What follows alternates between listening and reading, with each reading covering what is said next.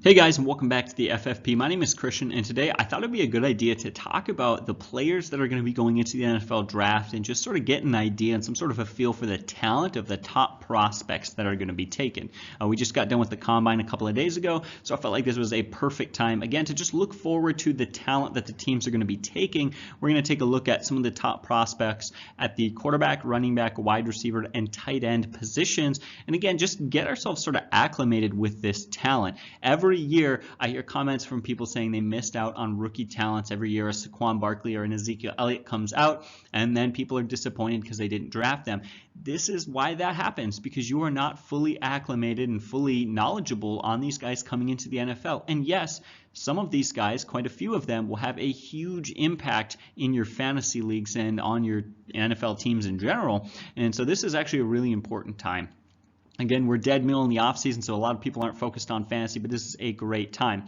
I'd always want to preface a few things before we start this video. One, there will be timestamps down in the description below. And if you guys like this video, make sure to hit that subscribe button and like the video. And also leave a comment for some more information you want to talk about. Unfortunately, I'm not going to be able to talk about every player in this video. It would be far too long, though I believe we're going to talk about 30 players. So that's quite a few guys to discuss. And I think it should give us a general overview of the guys who are going to be taken, in the first 3 or 4 rounds, so to speak. So let's just get right into it. I think we should start off with the quarterbacks.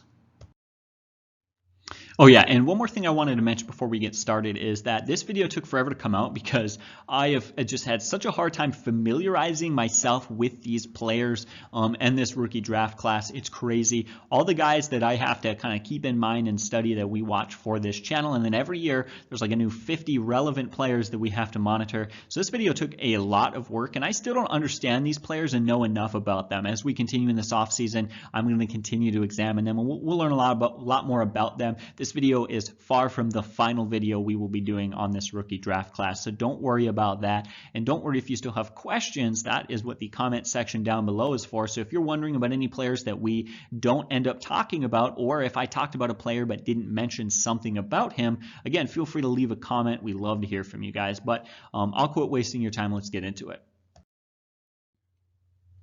So the first thing I thought we should do before we even get into the quarterbacks is just briefly discuss a couple of teams that are most likely to draft a quarterback as far as things go right now. Free agency period could and definitely will change things, but as of right now, it looks like the Bears, the Bengals, the Jaguars, the Chargers, the Raiders, the Bucks, and the Colts are probably the most likely teams to go out and draft a quarterback. Again, that is important to note just so that we kind of have a feel for which possible, teams could be drafting a quarterback, where these guys could go. And then, of course, we do have to take into account that where these guys land is going to significantly increase or decrease their value. For example, I'd love to get drafted by the Bucks and replace Jameis Winston. They've got some stud wide receivers there, and they could really make you look good. Whereas if you go to the Colts and they don't add any additional weapons in the passing game, then maybe some things aren't looking so great there.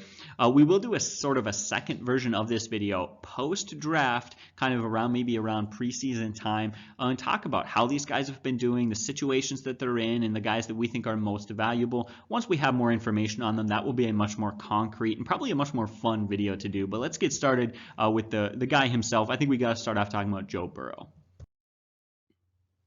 I don't think there's any question whatsoever who's going to be the first quarterback taken off of the board. That's going to be Joe Burrow for sure. But the question being, will he be the #1 pick? Because the Bengals pick at #1, then it's the Redskins, Lions, Giants, Dolphins, Chargers, Panthers, and Cardinals. So that rounds out the top 8 there, just to give you an idea, because there's absolutely no way he falls outside of the top 8. And that's the thing. There have been a lot of reports that he doesn't want to play for the Bengals. If you're the Bengals, maybe do you try avoiding him, in which case I think the Redskins have to take him at #2. So for me, I see absolutely no reason for him to fall. They could also trade out. That's a tough situation for the Bengals to be in. Joe Burrow did say, if they drafted him, he'd love to play there. He's a young guy with a really good attitude, and that's great. But there's always that concern from teams. If they feel like there's a stud guy out there that they need elsewhere, maybe a defensive end, they could do that. I probably wouldn't. For me, in my mind, he is the #1 pick no matter what. And I tell you what, the stats prove it. He was so dominant. Of course, we see not just the success of the team of a whole and being able to win in key games, but 60 touchdowns to only 6 interceptions. That's a solid 10-to-1 touchdown interception ratio. He had the second best passer rating of 202 and averaged 10.8 yards per play. Everything was there.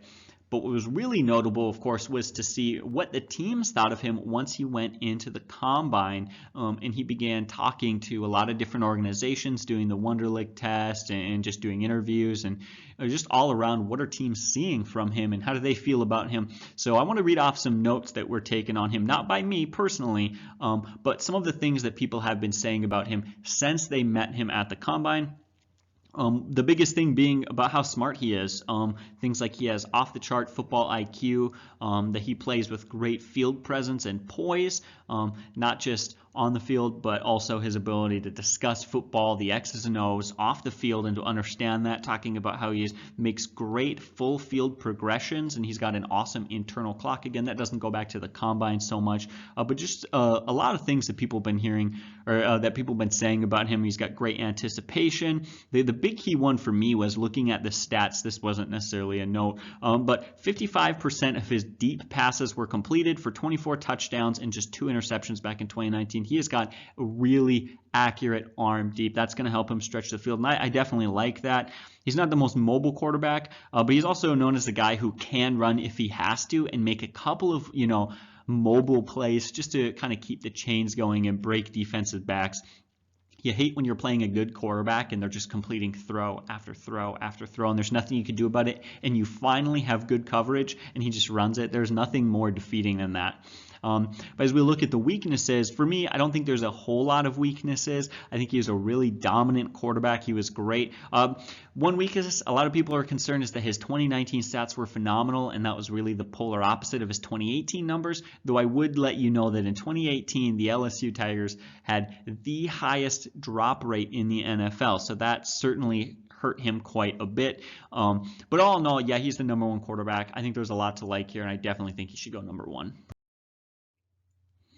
I think the second most talked about quarterback has got to be Tua. There is really highs and really lows on this guy. A lot of people don't think he's going to be an NFL quarterback. Some people think he's going to be a dominant NFL quarterback. The thoughts are everywhere. Here's what we know for sure. We do know that he has a serious history with injuries. He has 2 ankle surgeries, hip surgery, broken nose, and a concussion as a starter, and some injuries kept him out of being able to compete at the combine. He was there talking to some teams, but from 10 a.m. to 8 o'clock at night, he was stuck doing sanctioned medical examinations, and so that really, of course, limited his ability to step out there and impress some teams at the combine. And of course, that's a major problem. Teams clearly are very worried about it, and I would too. Another concern is that he played for Alabama, and they're not known for historically producing great quarterbacks. They put quarterbacks in a good system, but not necessarily a good NFL system. Doesn't always translate. They love quarterbacks who can make a couple of plays here and there, but they love to run the ball a lot, and they love mobile quarterbacks, and they love to kind of be smart as far as how they use their guys. And I love what Alabama does. It just doesn't typically produce good NFL quarterbacks because a good college system does not necessarily translate very well. So that is something to note. He's also a guy who, he was really great. In fact, he had the only guy to have a better passer rating than Joe Burrow was Tua, who had 206.9, basically 207 passer rating, though you should note that that doesn't compare to the NFL. They have a slightly different way of measuring passer rating. Just to clarify that for anybody who watches the channel, that's why that number is so absurdly high. But anyways, there's a lot of concerns with him. They talk about he's a really consistent passer short, but sometimes he fails to read open wide receivers late in routes. He's inconsistent deeper throwing the ball. He's also known for being really mobile, but that of course kind of takes away from it when we're hearing, okay, he's really mobile, but he likes to run more than slide in the pocket. What that means is when pressure comes, he grabs the ball and he takes off. He's not shifting, he's not adjusting and keeping his eyes downfield. He just wants to take off. So he's a bit too antsy in the pocket. He's also not known for being a guy who is willing to take a hit to complete a throw. That is going to really hurt him quite a bit. And finally, he's also not really, they say he doesn't like to deliver on short throws very much. So all around, he's got a lot of talent to him, but I don't think that he's the solution. I don't even necessarily think he's the second best quarterback at the draft. I would probably drop him a few spots, though he definitely has the upside. So as we go on with the quarterbacks, I'll try not to talk too long about them. For me, I think Justin Herbert is absolutely up there like for sure as a top 5 quarterback in this draft. One of the things I like most about him is that of all these quarterbacks, he is probably the most prepared to be in an NFL system. He, playing for Oregon, runs a pro scheme and has for a while in that offense. That's going to benefit him really well.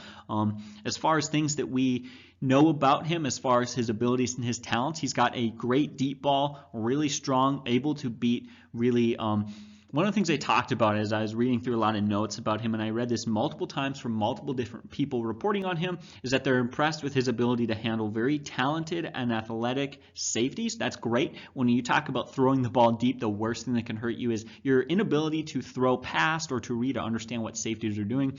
Talked a lot about that, so that was really great. And again, his zone readability downfield, that's really great. The downsides are not too many things, one of them being that sudden immediate pressure is something he doesn't read very well, though he's known for being very great pre-snap. That's huge. We talked about Joe Burrow being, really a great field general and understanding defenses.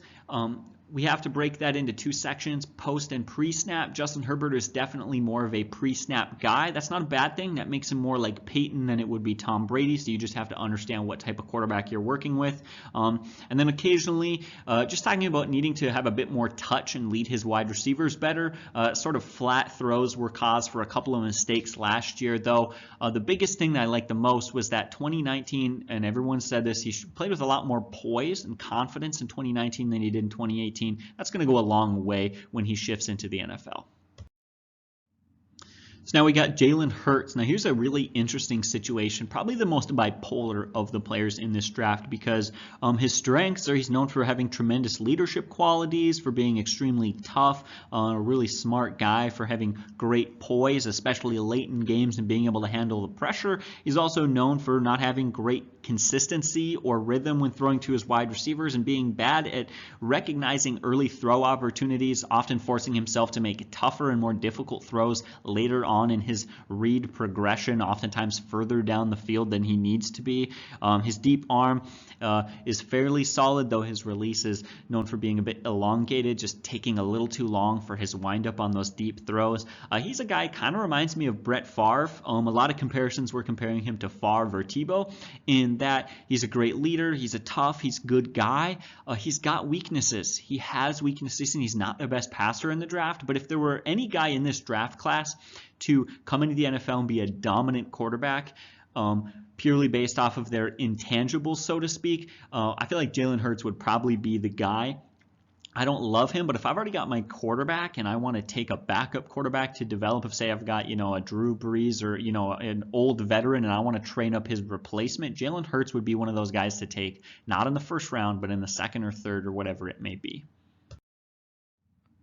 Finally, I wanted to talk about one more guy. I think that's got to be Jordan Love. He showed a lot of potential, and he has a lot of strengths. For example, he has got a very solid deep arm. He throws really nice tight spirals, and they talk about his ability to read deep throws. He reads them very quickly into his progression, meaning if a guy is running a fly or a post route deep down the field, he is able to identify whether or not that wide receiver will be open much earlier than other quarterbacks. This did lead to, in 2018, a lot, not so much in 2019, but in 2018 he was trusting a lot of 50-50 throws. If you've ever seen guys like DeAndre Hopkins in the NFL, their quarterbacks will just toss it up and trust their wide receiver to make big plays. That works really well when you have Calvin Johnson or DeAndre Hopkins. If not, it's a problem. So, this is going to depend on where he goes and the coaches and everything like that, but he definitely has some upside. I love his ability to throw the ball deep.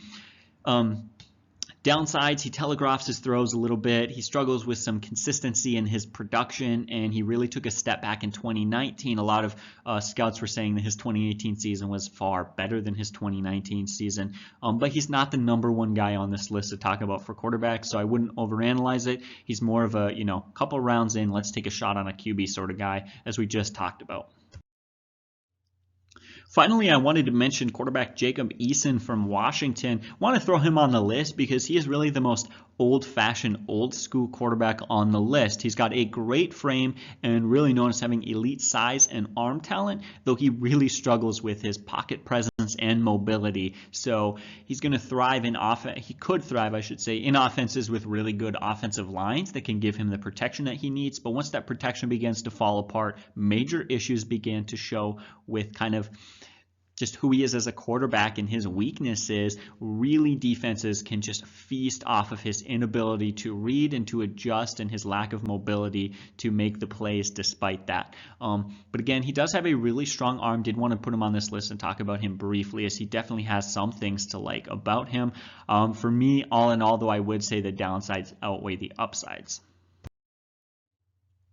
Before we get into the running backs, I thought it would be good to say a few things. First, this draft class really lacks the one guy that separates himself. It doesn't have the Saquon Barkley or the Ezekiel Elliott, those sort of guys. There's still talent here, though. I think I heard a comment from somebody that there wasn't much running back talent in this draft class, and as I began to do my research, I don't necessarily think that's true. We don't have a Saquon Barkley, though those can't come around every single year. Otherwise, we'd end up with 10 of them. But as far as the teams looking to draft a running back this year, I'd see teams like the Buccaneers, the Bills, Chargers, Chiefs, Dolphins, Falcons, Lions, Redskins, and Steelers, for me, are key teams that are likely to draft a running back, and where if a running back went there could certainly have some value. I'm thinking of a team like the Falcons. I'd be really interested to see what kind of back they end up getting, if they end up getting one, though I'm expecting that they will. As I want to clarify, there are definitely other teams that are going to draft running backs. These were just a few teams that I want to hit on that I would watch if I were you guys, and begin to see and make your estimations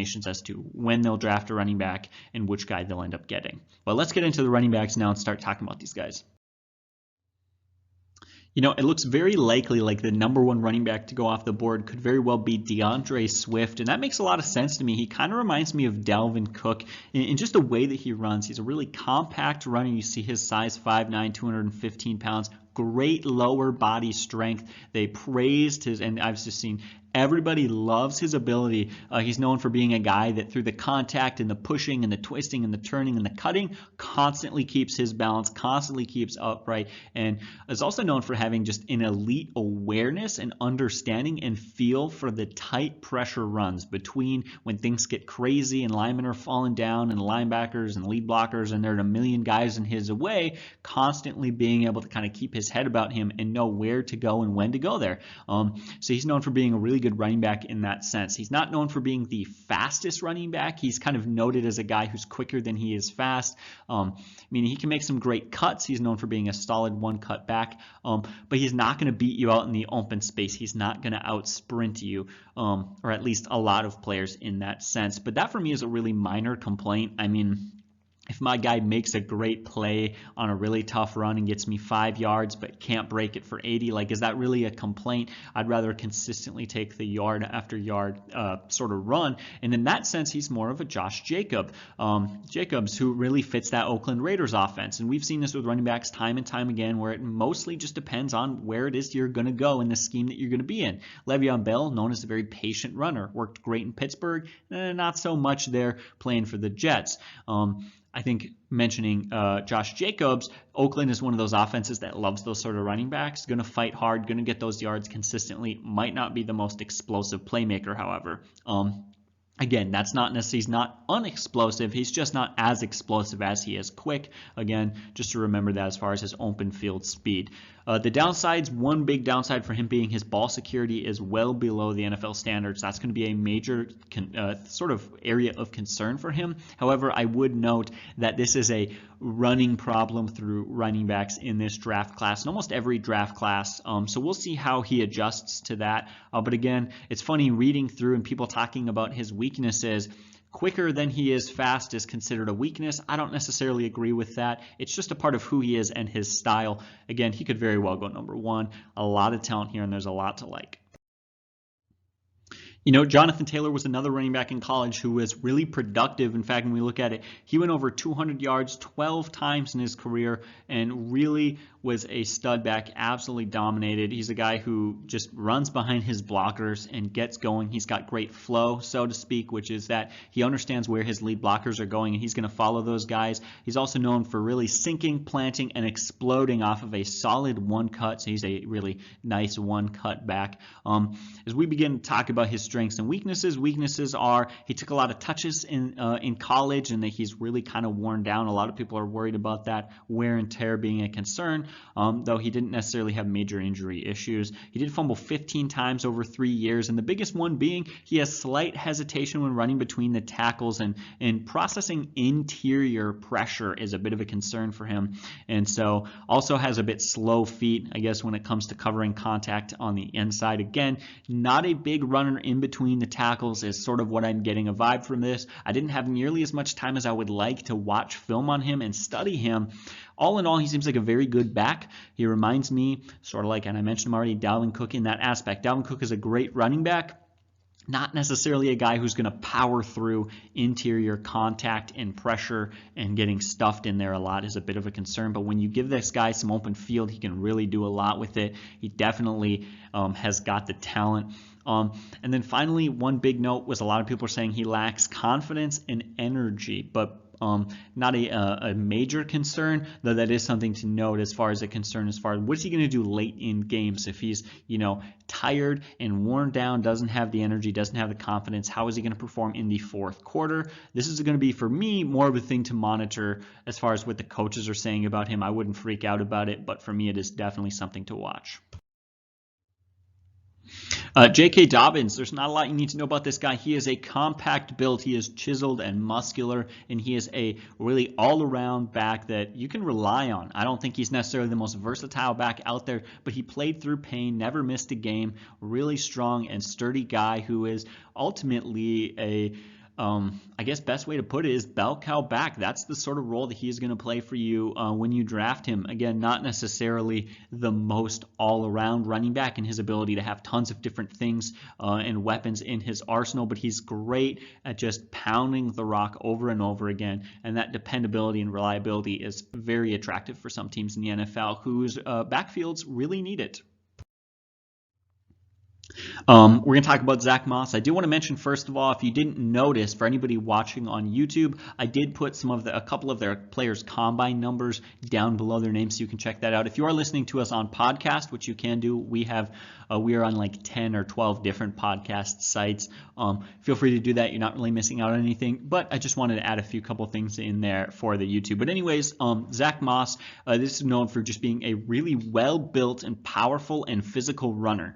His sort of, I guess, downside, his weakness is that he's not known for being a guy who's incredibly fast, but I love what I hear about this guy. This is the sort of running back that I love, a guy who is known for having a great balance between being patient and urgent, as well as having solid variance in gears, so to speak, that he can balance between waiting for that hole to open, but when it opens, he absolutely explodes. He's got great vision, very underrated in his ability to see the field and understand what's happening, and he doesn't panic under pressure, especially on the inside. Again, season-ending injury in 2018 was a minor concern, as well as again, not having the most open field speed, but all in all, he could very well be the best running back in this draft class. I don't think he's going to be the first running back drafted, but he could very well be the best running back in this class. He's got a solid frame at 223 pounds, 5'9". Huge upside with him. So one of the things I like about Cam Akers is his combine numbers. Ran a 4.47. He benched, I believe, 20 times when he did bench press. All in all, his numbers there were great. And he was really productive in college. In fact, playing there in Florida behind a really subpar offensive line, he's a tough runner that earned his stats.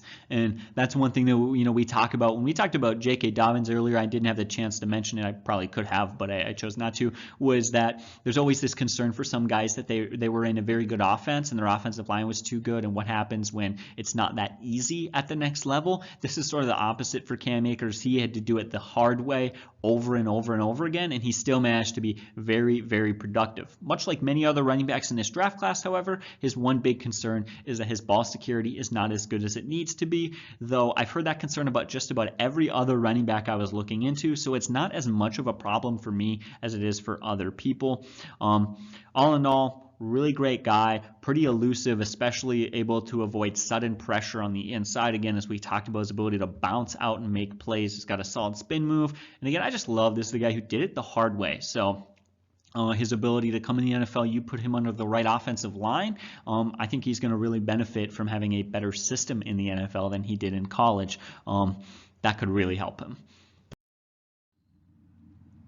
Anthony McFarland is another back who shows a lot of potential, runs really solid between the tackles, has a solid one cut, and he is known as a really prototypical one cut back. And the reason for that being, when we look on the film and we watch him and we see him run drills, he's got a solid first cut, really struggles to gain control after that cut. So, if he's running around the edge and he has to juke a linebacker or make a sidestep away from him, he has a really solid sidestep.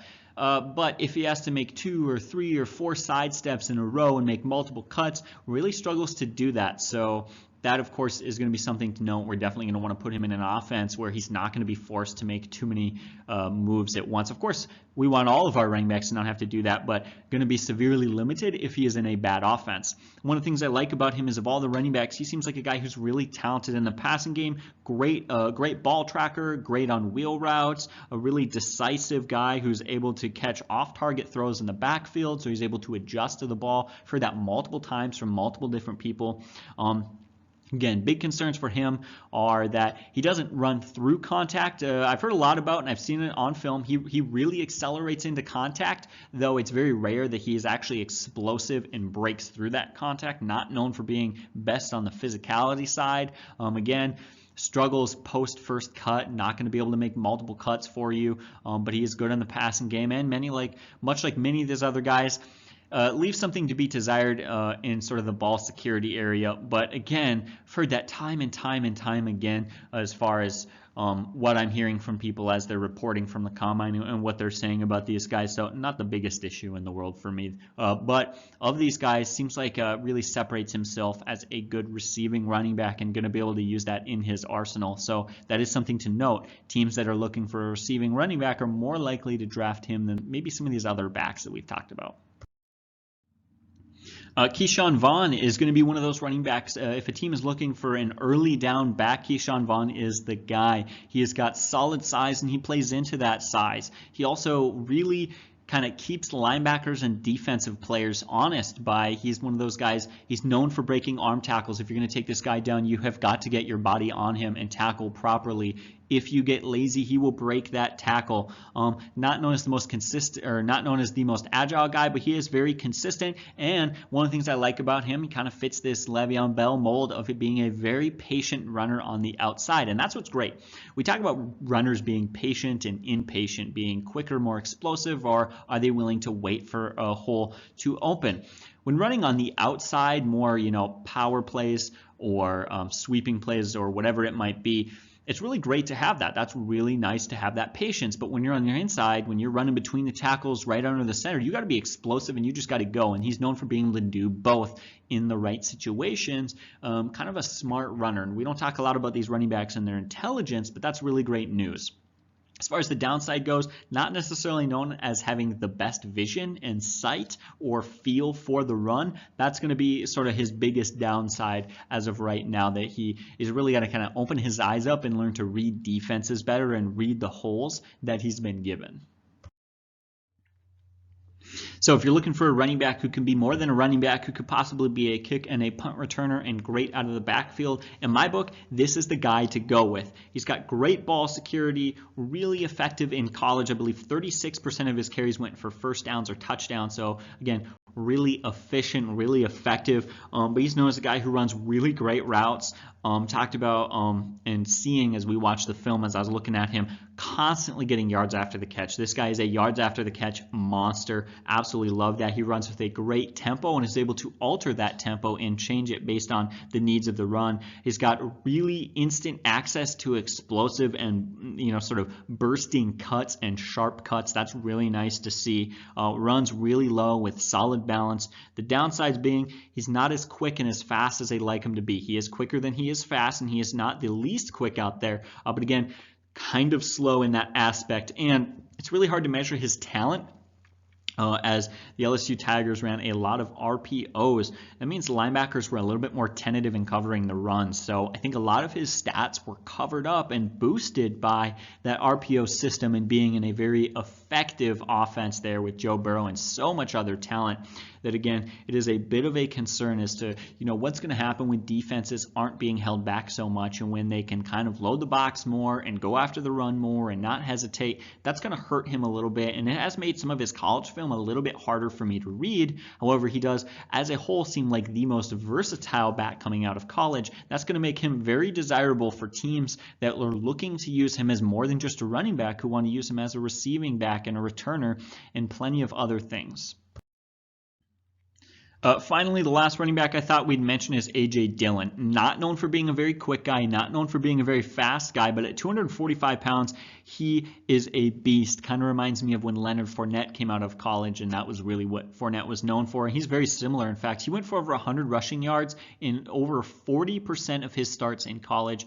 Not the quickest guy, but man, he is a strong guy, known for a solid stiff arm, will break every single arm tackle you give him, extremely physical, large back, just not quite as quick or as fast as they'd like him to be, and that is a major problem in the NFL. So I think a lot of teams are probably going to push him to not necessarily lose weight, but maybe just trim up a little bit, get a little bit more cut, and get his quickness down. But if he can do that, he has huge upside, and what's really nice is his role. You know his role. When you draft this guy, he is going to come in, he's going to be physical, he's going to hit hard, be between the tackles, make some plays like that. He's not going to be the best receiving running back. He's not going to be the quickest running back, not your change of pace back or your third down back, but you know his role, and he's going to do it well. So as always, before we get into the wide receivers, the teams most likely to go after wide receivers in the draft would probably be the Bills, the Broncos, the Colts, the Eagles, the Cardinals, the Jets, Patriots, Raiders, Ravens, Saints, and Titans. Though, of course, there's a lot that could change that. For example, all the rumors with the possible Stefon Diggs trade, which I don't think will happen, but if Stefon Diggs did get traded, then the Vikings would need to draft a wide receiver. You get the point. But let's just get into it and talk about our first guy, because this year is absolutely loaded with talent at the wide receiver position. In fact, last year showed us a lot of young, talented wide receivers like A.J. Brown and such. This year is another year that's going to give us a ton of talent at the same position. First, we got to talk about Ceedee Lamb. If you asked me what is the first and foremost thing that you need to know about this guy, I would hands down easily tell you the most important thing about him is that he is able to make plays on all three levels of the field. Short throws, medium throws, long throws, anywhere on the field, he can make a play you need him to make. He is a very versatile wide receiver, and that is his, really the best thing about him. He's also really dangerous after he catches the ball. He's very effective at continuing the play and just being able to sort of just all around be one of those productive guys. There are some really talented wide receivers out there who catch the ball and just fall to the ground. He's not one of those guys. He can really make some plays.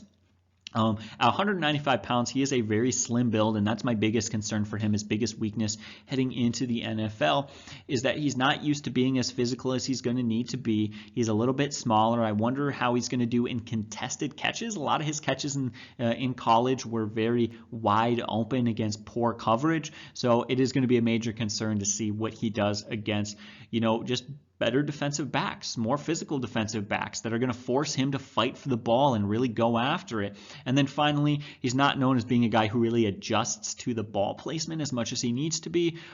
Huge upside here. Definitely some things to work on. I'd love to see him gain, 5 to 10 pounds of muscle. That's going to definitely help him as he transitions. So we got another guy right here, a lot of talent. First thing that you need to know is that playing for Alabama, he played in a really good system, Jerry Jeudy did. And if I am pronouncing that right, that is. But playing for Alabama, played in an NFL sort of scheme, a real pro-style offense. That's going to benefit him really well in his transition, and that's really nice. Some of the downsides, though, being that he sometimes struggles to adjust to and track down the ball mid-air. Has some sort of inconsistent hand-eye coordination, or essentially just that he's dropped some balls that he doesn't really need to, but he runs really sharp routes. He's really quick, makes really steep turns. He's really consistent and a very fast guy, really fast guy, and he's really going to be able to force cornerbacks and safeties to constantly stay deep and keep that defense honest. That's going to give him more room, down under on slant routes and such. It's too early for me to say who my favorite wide receiver is, but I'm starting to lean towards him. He's got a lot of talent, and there's definitely a lot to like about Jerry. Again, there's going to be a lot to kind of question here as far as his frame. 6'1", 192 is a little bit lighter. We'll see how he does with contested balls and such, but huge upside. and probably the most refined wide receiver of this class, or at least up there in amongst the more refined wide receivers. Now we've got Henry Ruggs III, very talented wide receiver. Not a lot to know about him, except he is incredibly fast. I think I love the way I heard it phrased, that he is game-breakingly fast. He's really going to force man coverage, players on him in man, I should say, in man coverage, to really be disciplined, to really work hard. You have to be fast against him. He's a very talented kick returner, and he's got quick hands. He loves to play physical after the catch. There's a lot to like about him. Not quite as good of a route runner, not as sharp, not as underneath as some of these other guys, but very talented and very fast. So there's a lot to like there. And as I've talked about with some of the running backs, he offers more to your team than simply being a wide receiver. His ability to play in, be effective in kick returns and to be used in that aspect is going to give sort of teams and coaches a little bit more grace for him as he develops his receiving skills. You know, at 6'4", 210 pounds, T. Higgins, there is a lot to like. He's got a big frame, and he often plays into that frame. So that's nice. We've talked about a lot of very talented wide receivers in this draft class so far. None of them nearly as big as him with that frame and that ability. That's going to be, you know, if you're a team looking for that, of course, again, is really going to feed into one thing that really sets him apart from some of the other guys in this draft class so far. Some of the downsides are maybe not the fastest or the sharpest runner. Struggles a little bit over top as far as he's got good size, but he doesn't use it to his advantage as much as I think teams would like him to. But I think all in all, the biggest thing that really benefits him is that he was used all over the field as a wide receiver, a slot receiver, sort of a middle wide receiver. He did a lot of different things, and that of course is going to be great for NFL teams who want to play him all over the field and use him in mismatches. That's going to be a huge benefit to him in that aspect. I guess his biggest thing is that he ran a really limited route tree, so that was what was really unusual about it, is to see Clemson use him all over the field, but the same way multiple times. So he would, you know, have a very small route tree, but all over the field. We run fly routes in the slant or slant routes out wide or whatever. And so that's definitely going to be something to monitor. We also saw this with, I believe, Marquez Brown, who has also kind of struggled with his route tree a little bit, and that really severely limited him. He was in a great offense and had a fair year. The touchdowns were there, but other than that, Marquez Hollywood Brown was not a stud rookie wide receiver. He wasn't bad again, but I feel like he could have been a lot better had his route tree been far more developed. We also saw that with blanking right now, but the Patriots rookie wide receiver who saw very little usage. But anyways, that's going to be the big concern for him. Definitely something to monitor this offseason as far as once he gets drafted, let's see what his coaches are saying about him and how they're using him. Now let's talk about Laviska Shenault Jr. Again, I'm probably pronouncing that wrong, but I really don't even care at this point. Huge talent here. This is a guy who is possibly the most underrated wide receiver and one of the most underrated players coming out of the draft. The reason for that being is that he failed to really improve in 2019 over his 2018 season. He kind of got stuck. But ultimately, that just comes down to he had some durability issues and had multiple injuries throughout college. That's the real big concern with him. Other than that, everything else is all positives. He's got an awesome, he's 6'2", 220, so he has got size, but he is still fast. Not only fast, but deceptively fast and quick. He's got strength. He ran all three wide receiver positions, so he was all over the field. And again, he's got this great combination. He also wins deep balls deep. He is not just big, he uses it, and he is a physical wide receiver, wins awesome 50-50 toss-up throws. Very quick and very good at squaring himself to the quarterback to make the catches that he needs to make, makes the kind of his life a lot easier. Very, very talented wide receiver here. Could very well be the most talented wide receiver in the draft. Injuries are a major concern, so we'll see and we'll monitor that. But as a whole, very underrated guy, and again, awesome size, awesome frame, speed, strength. Seems like he's got everything. It's just some major injury issues throughout college that are really making teams nervous, but he could very well sneak up in the draft. Talking about Brandon Aiyuk now, and I'm again probably saying that wrong, I don't care, but really huge potential here. Another wide receiver who could have a huge career in the NFL. There are some concerns. but there's a lot to like. So he transfers to the Sun Devils, Arizona Sun Devils in 2018, plays just 3 games, and then absolutely explodes over the 2019 season, becoming one of the top wide receivers. Unbelievably fast, known to feast off of man coverages because very few people are as fast as him. He ran a 4.5 40, but again, that's not a record-setting 40-yard dash, but again, I think that number is a bit deceiving, and some guys are a little bit faster when they get on the field as far as in comparison, because everybody slows down with pads on. Some players slow down a little bit less than others. Really rapid, really quick in his routes, runs very linear routes, but he runs them well and he runs them maturely, so that's really great. They talk about he's a first down maker, he's a playmaker, he's just doing what he needs to do, and they always kind of in college referred to him as the yards after king. So you give him that ball, he is absolutely going to make something with it. Biggest concern with him being he's not as physical as he needs to be. He's got some finesse, yes, but just when we talk about press coverage at the line, bigger cornerbacks who are going to push him around and manhandle him, that's a major concern for him. That's going to limit his success in the NFL unless he can put on some weight and manage to deal with that. Finally, the last wide receiver I want to talk about is Donovan Peoples-Jones. Absolutely dominated at the combine. His 44.5-inch vertical, 11-foot 7-inch broad jump were both best at the NFL combine. Absolutely had a chance to show off. One of the most physically talented and gifted wide receivers in the class. Absolutely separated himself and showed himself capable of doing things that the other wide receivers simply aren't able to do. At 6'2", 189, he's got a very balanced frame and size, and he uses that to his advantage. He uses his frame well. He also uses leverage well against opposing cornerbacks. Some of the downside being he's not the quickest wide receiver and he doesn't explode into his speed. He's known for having some speed, but it takes him time to get going a step or two. That's going to be a bit of a problem for him for sure. And sometimes jams at the line, some press coverage has been a bit of an issue for him, which is a little unusual for a guy who is really quite as strong as him. And finally, is also noted for being a guy who struggles to shake some tight man coverages. And that was one of the big key things for him, that in his zone coverage, he's a really great wide receiver. He's a disciplined guy. He's just going to run the route you tell him, and your cornerback throws to him when he's open. It's that simple.